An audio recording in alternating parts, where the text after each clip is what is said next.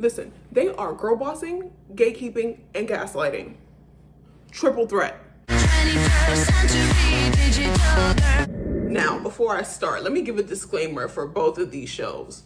Girl from Nowhere and Alrawabi School for Girls. Mean Girls on steroids. What Scream Queens needed desperately. Think about The Girls' Room from The Amanda Show. But on crack. Do not let the pink uniforms fool you. Do not let the pink hallways fool you. You're in for a roller coaster of emotions. I mean, don't let it fool you. Don't let the little swadi ha, nano na ha, fatora na ha. Don't let that introduction she does every episode fool you. Some people see right past it. I do.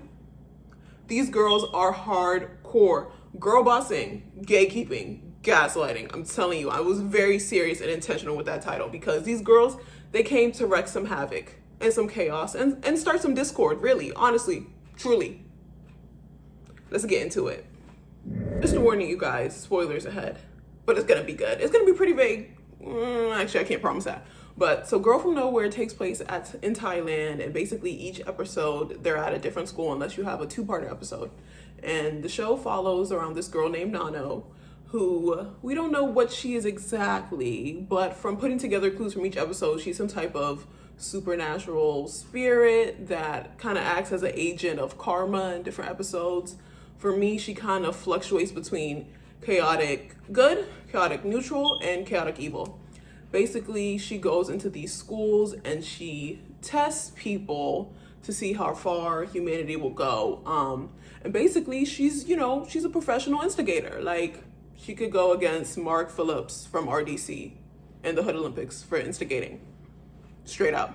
Like, the show is really complex because she puts these different characters, some of them are students, some of them are teachers. Basically, anybody to school. She has free reign. Her power is unchecked. Supernatural elements. There, you have the episode where she gets killed like 3 times, but she keeps coming back. She stalks the kids. It's like episode number 2. Listen, this is heavy. These shows are heavy. Like, Girl from Nowhere has lots of different themes. The episodes deal with a lot of different issues in Thai society. So they had teen pregnancy, they had bullying, assault, love and romance, school shooting, that episode, theft, lots of different things going on. And the reason why I really like Girl from Nowhere is that I think almost every single episode is directed by a different director or producer. And you can kind of see they're almost like mini films, and you see each director kind of tackle the subject at hand in a different way. And Nanno, as like an agent, she's chaotic, basically. As an agent of chaos, some episodes she does more to stir the pot than others, but in some of them she kind of just has to sit back and, humans do the work for her half the time. Because generally, the episode starts, Nanno comes in, she sits in class, and guess what? She's pretty. They say, oh, pretty girl, let's hate on her. Straight up. Episode number 2, that's literally what happened.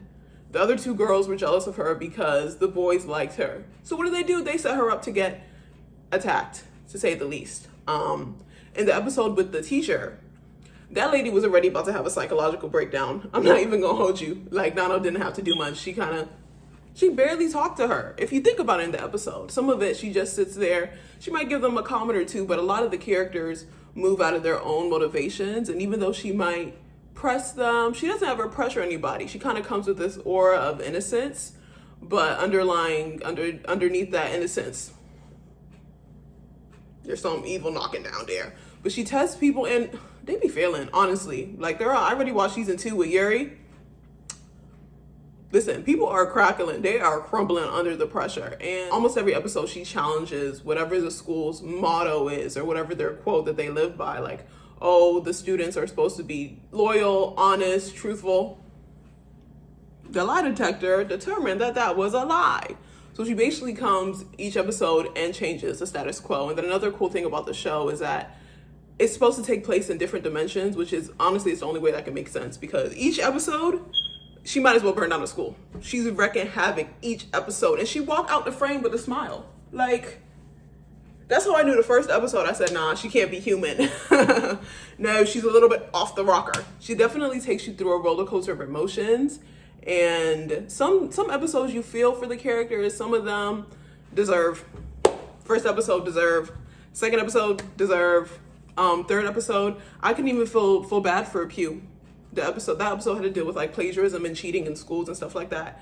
And Nanno just casually suggested it to her. Sometimes she kind of plays the role of, I can't say devil's advocate, but like, you know, when you see like in TV shows where they have the little angel and their little devil, and they like are both telling you, like Ned's Classified, when they're both telling you stuff or whispering stuff in your ear.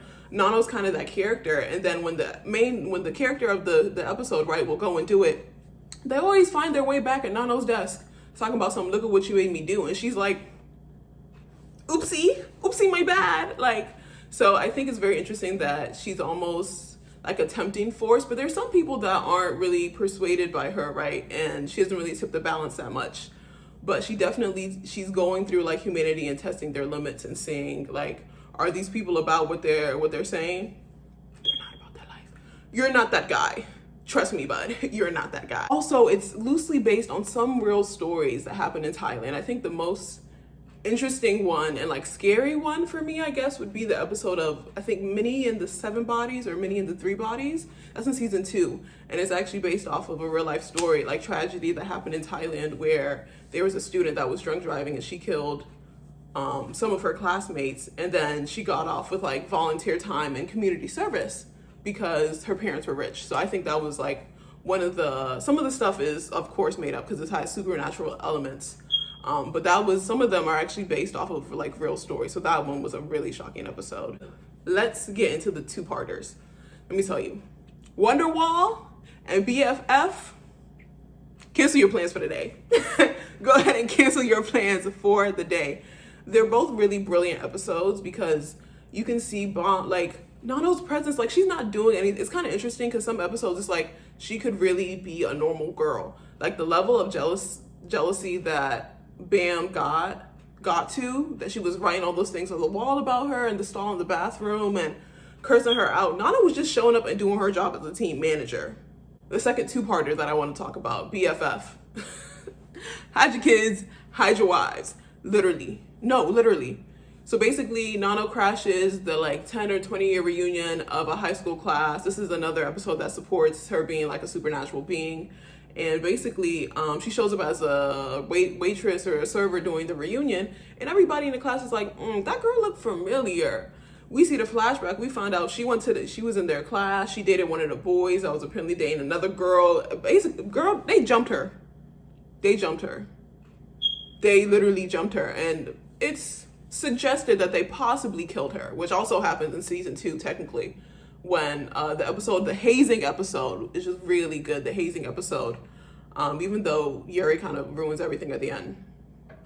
She kind of did too much, but she's kind of messing with Nanno's mojo. But I like it though, because we really don't see any outside supernatural force that is opposing whatever Nanno's plan is.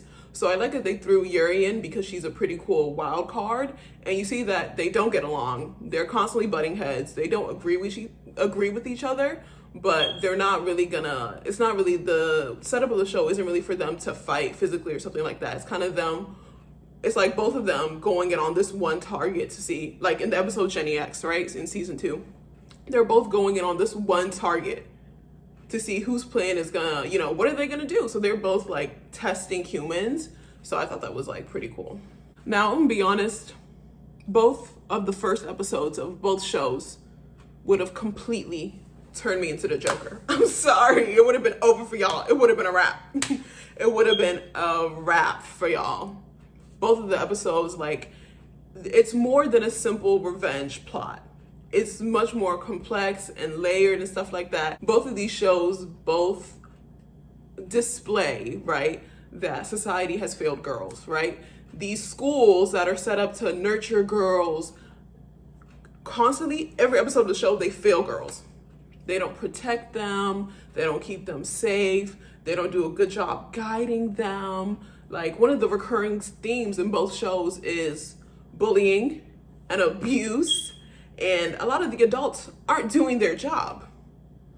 they're not doing their job. So both shows put a lens on society for contradicting what they're preaching to these girls at school. Like in some of the episodes of Girls from Nowhere, you might see the school's song, or you'll see the list of rules. Or I know for Alrawabi School for Girls, the first episode they sing the school's motto and stuff like that. And it's like, by the time you get to the last episode, you're like, it's not going.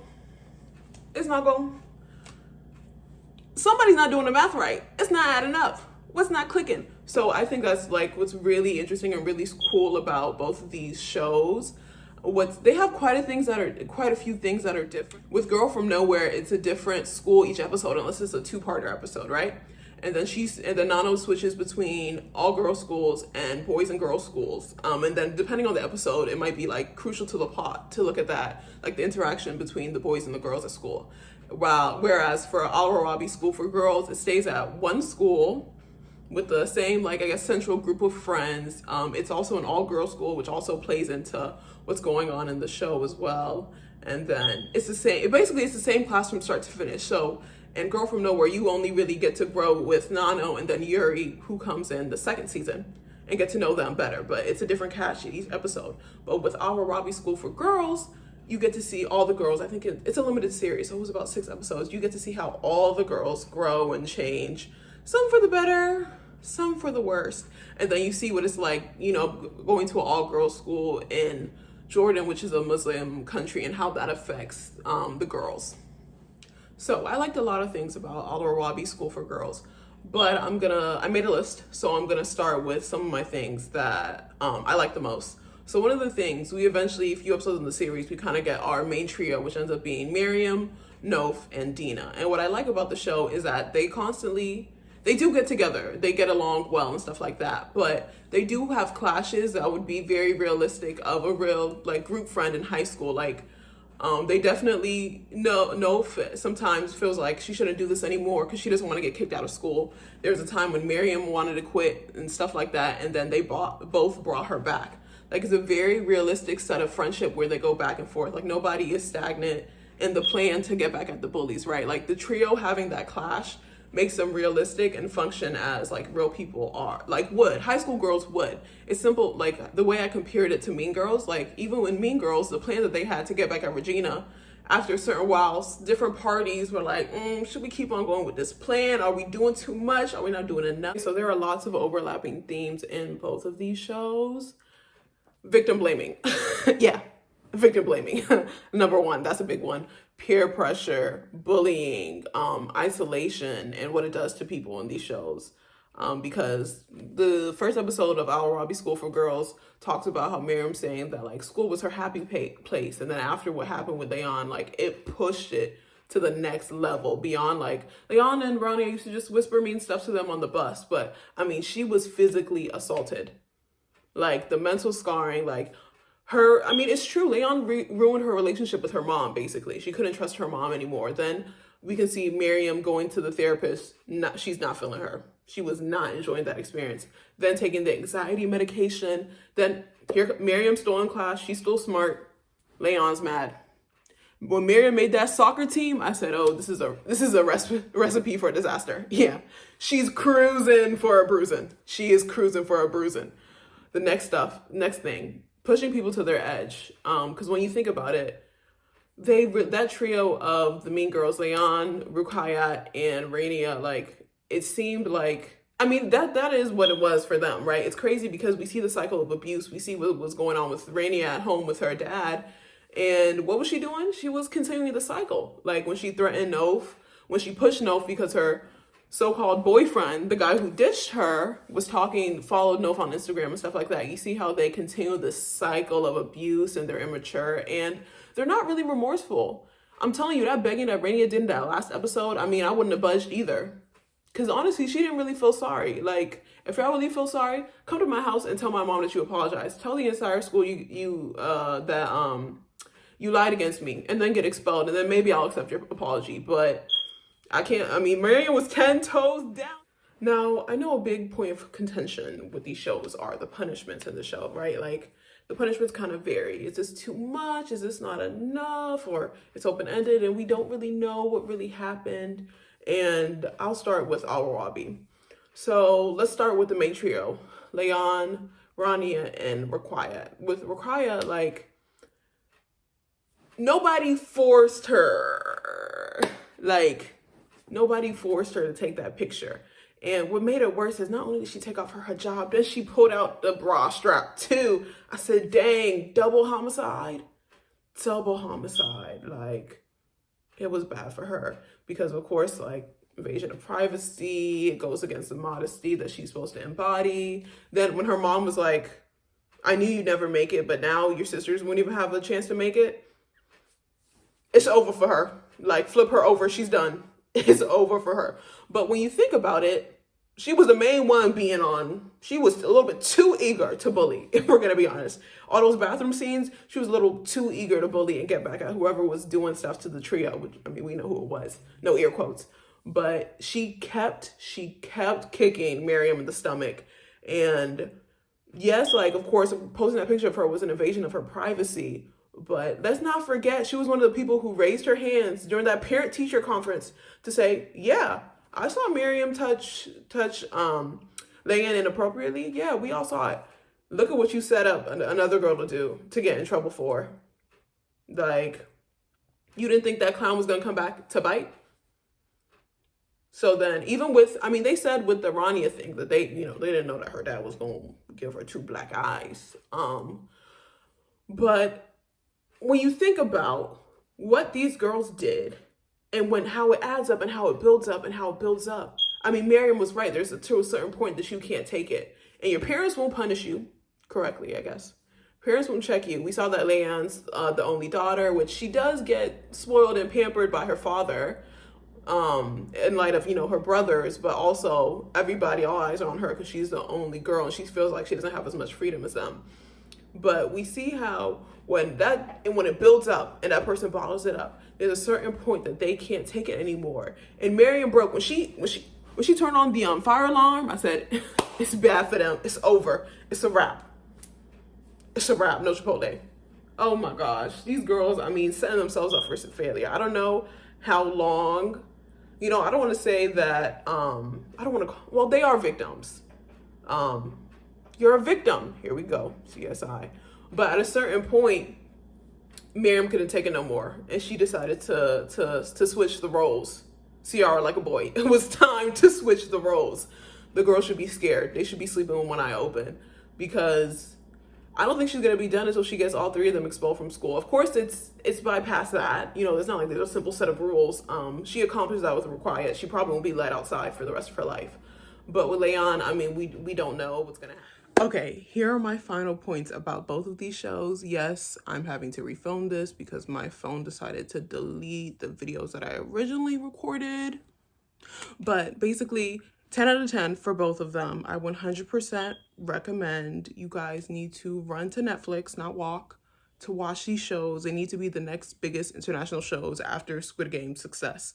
Most definitely recommend. I've been trying to get all my friends on it. And now I'm telling my YouTube audience about it because you guys definitely need to tune in. And some other points that were cut out that I want to just go through real quick. There were signs of maturity from lots of different characters in both shows. And I think for Mariam, a sign of maturity was when she told Dina that it was okay that she was talking to Gizan, that he's your friend too. You don't have to apologize for that and you don't have to hide that from me. Another sign of maturity came from Nof when, she suggested it. Did I think the suggestion would have panned out well? No. But when she suggested them talking to Rania and Layan instead of going through with the plan, thinking that maybe they can change their behaviors. Do I think that it would have changed their behaviors? No, but it was worth a shot. And at least she mentioned that to the group before going through with their plans. That definitely shows that she was like reflecting on their actions and stuff like that. I will also include these notes that I made in the description box because, honey, there are a lot. Both shows show how females have to deal with living in a men-dominated society, double standards in Muslim culture and society, negative and detrimental effects of jealousy among girls, and how it leads to a dark ending and a dark road. One important thing that's in both shows is that there's a constant question of choice about what will you do externally and internally about the situation that these girls find themselves in, and sometimes boys in this show. Yeah, the effects of jealousy. That terrible trio, that disaster trio, making fun of Mariam for being smart, calling her a nerd in class, the psycho girl, calling her a psycho girl while she was in the bathroom. I mean, Layan, not only did you steal her notebook, her diary, this girl went to the library and made photocopies and plastered it all over the school. You're a villain. Like, you're a villain. That's why when we came around to the last episode, I said, dang. I mean, I feel for her, but it's just gonna be bad. I mean, you turned Mariam into the Joker. I'm sorry, that's what's gonna happen. You turned her into the Joker. Actually, speaking about Layan, since I mentioned Layan, she took 6 steps forward, 9 steps backward. I mean, talk about having some great character development and her saving Nof in that situation in the hot tub in the Springs when they went on the girls' trip. And then telling Rania about it, the situation, then lying to Mrs. Abir about it, then in the bathroom telling Nof that she should get over it and that it was her fault. I mean, that's literally the girl bossing, the gatekeeping, the gaslighting. 3 in 1. 3 in 1. Like, but I mean, in this show, doing the right thing is complicated. Both shows, doing the right thing is complicated. And it shows how, as girls in their society, it's hard for them to stand up for themselves. Because even their teacher, their guardian, Miss Abir, she was the one who went back and said, well, you can't really blame the guy because all your clothes are showing. You know, when they're at the pool, of course. And then that man gonna come out the pool, and then we got Miss Abir too, who is clothed from head to toe. So what does that tell us? What does that tell us? So that was another really interesting thing that happened in Alrawabi School for Girls. But I don't know if we'll get the chance to see if Layan will ever be able to make it up to Nof, how she disappointed her that way, because unfortunately it seems like season 1, spoiler again, season 1 of Alrawabi School for Girls, it looks like it's going to end with, unfortunately, an honor killing with Hazim, Layan's older brother, killing her. Or, you know, it's an ambiguous ending. We saw that we heard that the gun went off, and we just see, like, they just zoom out from the house. So we don't know if Layan got shot, if her boyfriend got shot, or if something happened with her brother and there was a tussle. But I think that was another big statement point that the show was making, of course, against honor killings and stuff like that. And I know the director and members of the cast have posted about it, about how there's no honor in killing women.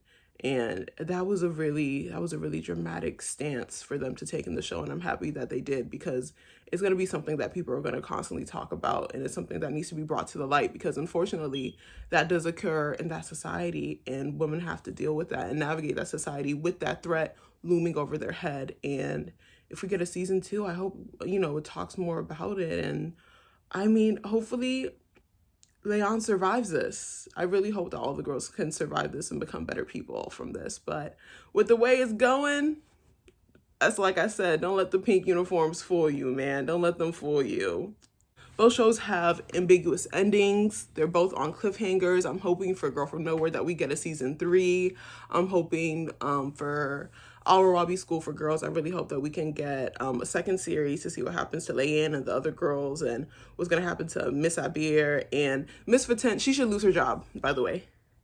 Because if she wasn't the one letting Layan slide so many times for skipping school, for bullying the other girls, for causing chaos and reckless behavior in general, we wouldn't have gotten to this point if somebody would have disciplined her correctly.